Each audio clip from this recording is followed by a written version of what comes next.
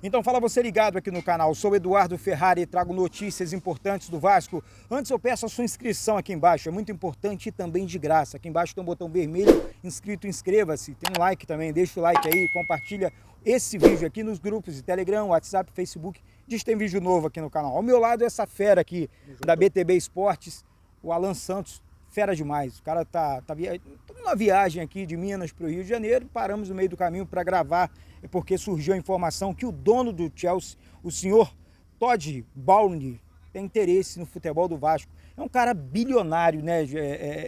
Vou falar um negócio para você. Eu acho que a galera, claro, a galera quer saber do campo, da bola, mas quando surge esse assunto relacionado ao futebol, assunto relacionado à SAF, eu acho, Alan, que é muito importante. O torcedor está meio bolado. Sabiado, né? Por conta da 777. O que você comenta? Porque é uma empresa realmente absurdamente rica, né? Então, conhece o mundo do futebol também. É um patrimônio que o Todd tem, até mesmo o dono do Chelsea, o Ferrari, por mais de 32 bilhões.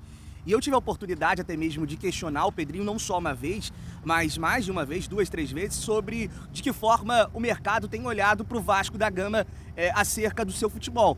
O Vasco vai precisar de um novo dono. E por isso que o Pedrinho, até mesmo o futebol do Vasco, volta a ser ali controlado, é claro, sem as medidas prévias. O Pedrinho ainda segue sendo controlador do futebol campo e bola, mas a ACAP fica cerca para vender de novo o futebol do Vasco para outra empresa, para outro grupo. Né? E quando surgem nomes como esse, e eu questionei isso ao Pedrinho, ele disse, não, o Vasco continua muito forte no mercado.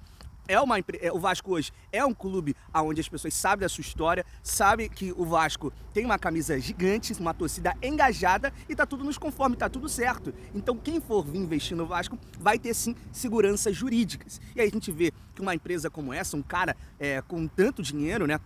Um patrimônio estimado em 32 bilhões também tem interesse no futebol do Vasco, a gente vê que as coisas se fecham, a gente vê que a palavra do Pedrinho, mais uma vez, segue com razão, ele segue mantendo a sua palavra em reconstruir esse Vasco da Gama, né, Ferrari? É verdade, então, galera, é realmente uma super informação, o Alan brilhantando aqui a informação para vocês.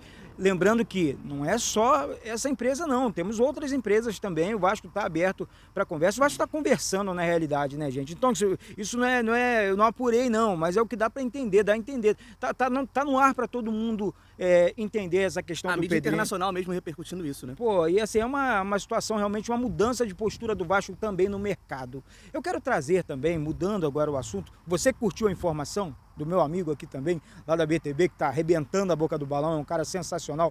Ô Alan, a situação envolvendo o Gabriel Peck, fazendo gols, trazendo receita para dentro do Vasco, parece que cerca de 50 mil dólares. Estão falando aí de 500 mil reais? Isso, ele fez o seu 10º gol com o clube da MLS, o La Galaxy, né, de Los Angeles, e isso a cada gol é 50 mil, então fecha um total de 500 mil e 30 e poucos mil reais ali nos cofres do Vasco da Gama. Então milhão de reais, ele hein? chega, mesmo ele até já ter saído do Vasco, ainda continua colocando dinheiro no caixa do Vasco da Gama por causa dos gols que ele vem marcando, né?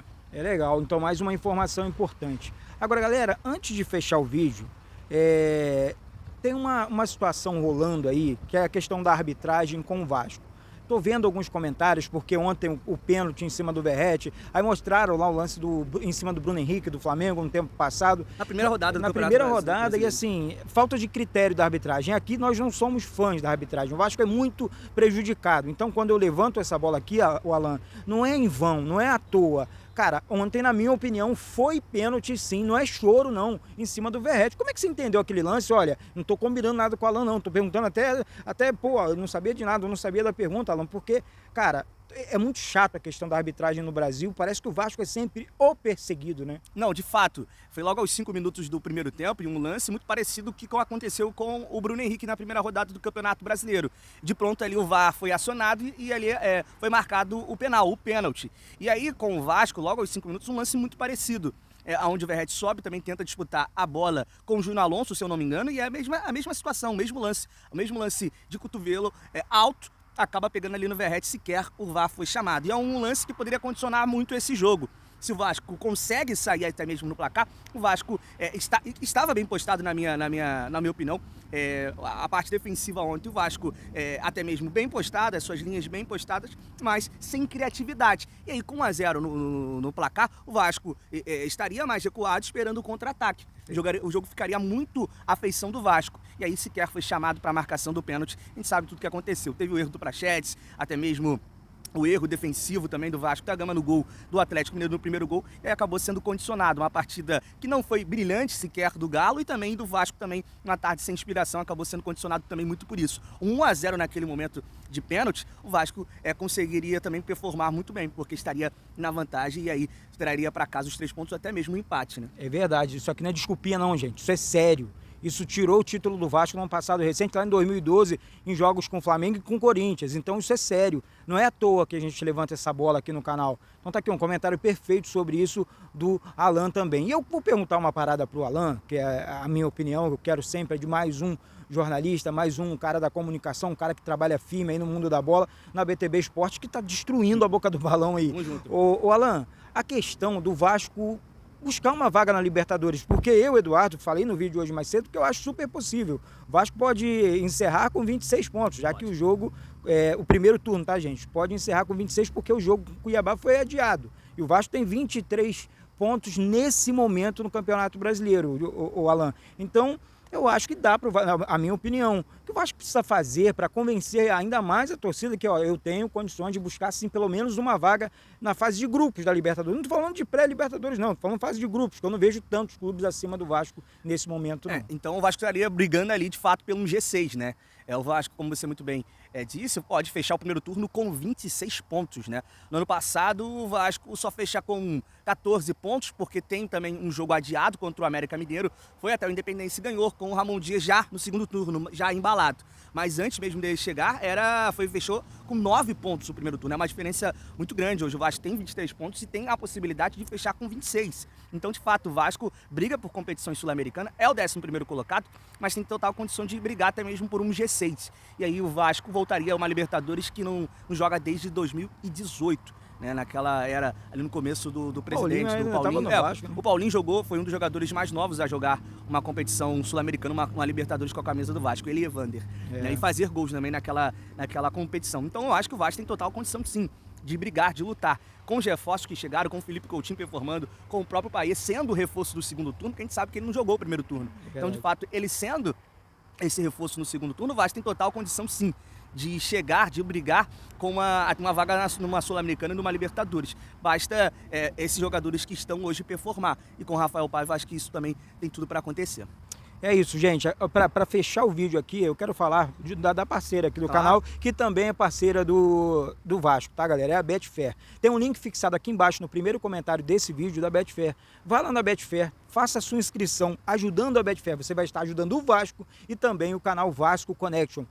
No momento do seu primeiro depósito, você pode estar recebendo até R$600 de bônus na Betfair, mas você precisa se inscrever aqui pelo canal. Repetindo, link fixado aqui no primeiro comentário. Ajuda a Betfair, ajuda o Vasco e ajuda aqui o canal Vasco Connection também. Para fechar, vamos falar do Rafael Paiva.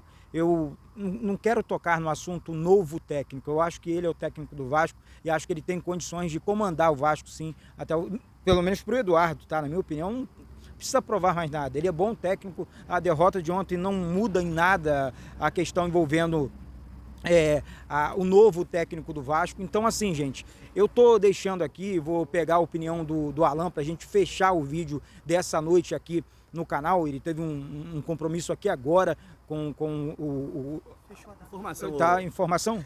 O Vasco vai enfrentar o Atlético Goianiense pelas oitavas da Copa do Brasil no dia 31/7, em Goiânia. E o segundo jogo será no dia 6 de agosto, no Rio de Janeiro. Olha, informação fresquinha. Chega aqui, Mumu, chega aqui também, tá todo mundo viajando junto. Então, eu vou pedir a opinião dos dois antes pra gente fechar essa questão envolvendo novo técnico. Alan, você acha que o Vasco precisa, de maneira desesperada, procurar um novo técnico? Porque, assim, o cara que mais conquistou pontos nos últimos anos do Campeonato Brasileiro como técnico do Vasco. Assim, pelo menos na largada, foi estilo Fórmula 1, Ayrton Senna, um cara sensacional, né? E por pouco não conseguiu quebrar até mesmo uma sequência de 5 vitórias seguidas que o Vasco conseguiu no Campeonato Brasileiro de 97. E naquele ano venceu. Então, por muito pouco mesmo, conseguiu uma sequência de 4 vitórias seguidas e ontem deixou escapar a quinta, né? Então, essa palavra que você disse é muito forte, efetivado. Na minha opinião, enquanto tiver performance, enquanto tiver resultado, o Rafael Paiva vai ser o técnico do Vasco da Gama. E aí, Muzinho, pra gente fechar com chave de ouro agora aqui, galera, o Muzinho com um canal novo dele, quase 5 mil pessoas já, tempo recorde, tá tirando onda. Fala do Rafael Paiva, por gentileza, e fala também do seu canal aqui para o pessoal se inscrever. Corre lá, galera. É parceiro aqui da BTB, aqui do canal Vasco Connection também. Vamos ajudar. Vascaíno ajuda Vascaíno, esse é o lema, né? Então, esse aqui é um cara que tem sido sensacional, é um cara super da comunicação, mas que abraça a gente aqui também. Queria mandar um abraço para você, para a rapaziada do Vasco Connection, todo mundo que está nos assistindo. Em relação ao Rafael Paiva, eu até acho um desrespeito, às vezes, quando as pessoas falam assim, o Vasco precisa de um técnico. O Vasco já tem um técnico, é o Rafael Paiva. Essa palavra efetivação ou não, o Pedrinho já vem trazendo diversas vezes falando, eu não tenho a obrigação de trazer a palavra efetivar. O trabalho dele já está efetivando ele a cada rodada. Perdeu ontem? Sim, acontece. O Vasco já vem perdendo muitos jogos anteriormente do que ele teve uma sequência aí muito boa, como o próprio Alan disse. A última vez que a gente jogou 5 jogos seguidos foi em 97, o Vasco foi campeão. O Edmundo foi o melhor jogador do mundo. E aquele time era um timaço. Esse é um pouco mais limitado, mas a gente entende que ele potencializou muitas pessoas, muitos jogadores, muitas peças importantes. E sim, para mim o Vasco já tem um técnico há bastante tempo, e esse técnico é o Rafael Paiva, e espero que ele continue, e tenho certeza absoluta que o Pedrinho jamais irá mexer num técnico que está hoje fazendo pontos, conseguindo fazer com o Vasco performe da melhor forma possível com um time que ele sabe que é bastante limitado. Então é isso, galera. Muito obrigado. Muito obrigado por abraçar o canal. Muito obrigado, Alan. Tamo junto. Você é um cara sensacional. Sim, você também, um Muzinho, estive ao lado agora do Alan Santos, também do Adílio Avelar. Vamos com tudo e saudações vascaínas.